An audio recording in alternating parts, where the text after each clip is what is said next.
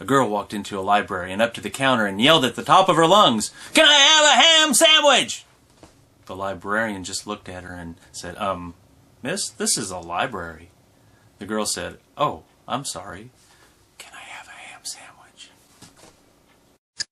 It's draw time with Mr. Mayberry. Time to draw.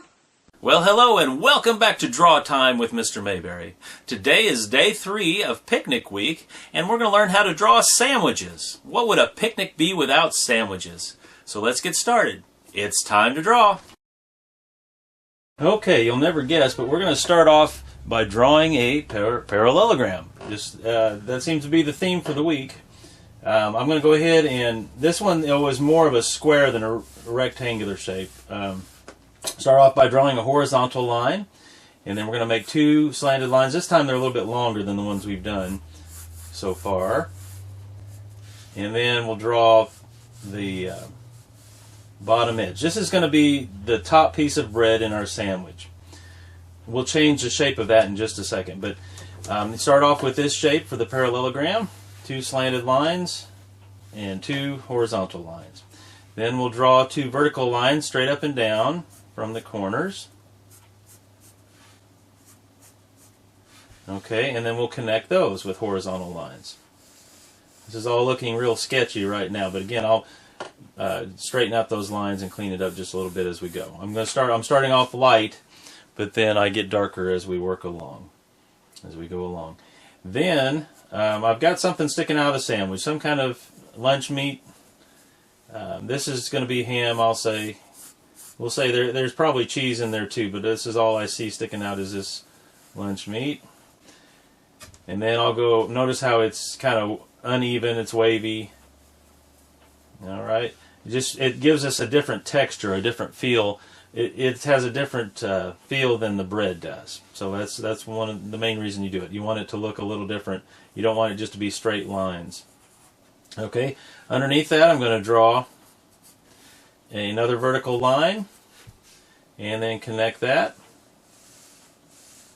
Okay, and same up here, straight down from this vertical line and connect that. Now, we're going to make it look more like a piece of bread. When you cut up a loaf from the slice, you get a curved kind of a shape up towards the top. And so I'm going to make an indentation here and then one on the other side. Alright, and these don't have to be a perfect shape. If you've ever had, I know you've had sandwiches, the bread is hardly ever just a perfect piece. A lot of times the bread gets smashed somewhere along the way coming home, and so, or maybe on the way to the picnic. The bottom edge here is going to follow the same curve. It's actually parallel with that, but it's a curved line. Okay, so see how I've changed the shape here. So it looks like it indents here. In fact, you can put another line right here. It indents here, and then it curves back out. Alright, and the same thing's going to happen down below. It's going to follow the same pattern that we have above, the same direction. Okay, now I want to round these edges maybe just a little bit. And then I'm going to clean up my drawing.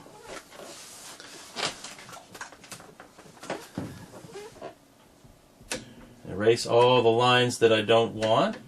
Sometimes when you erase, you end up erasing more than you want to erase, and you just have to go back and redraw the lines.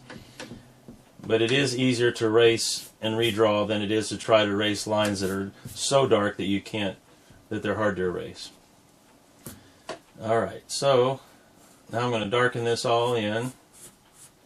Make these lines darker because they're where I want them to be.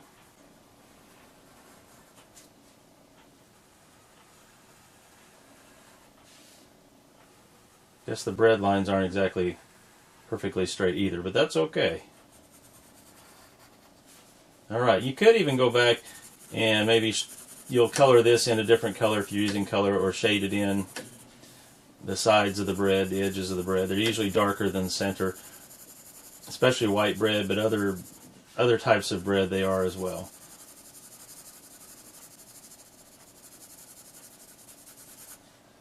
Draw that line darker.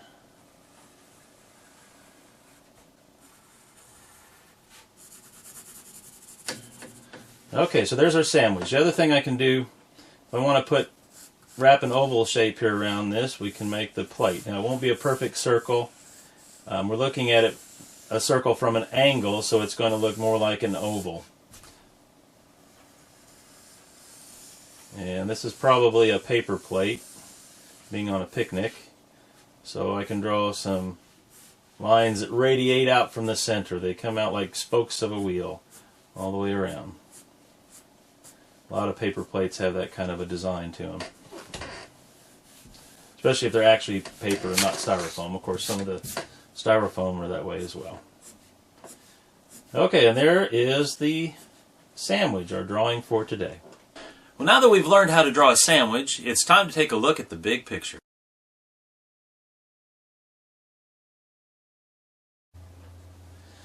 Okay, here's what our big picture looks like today.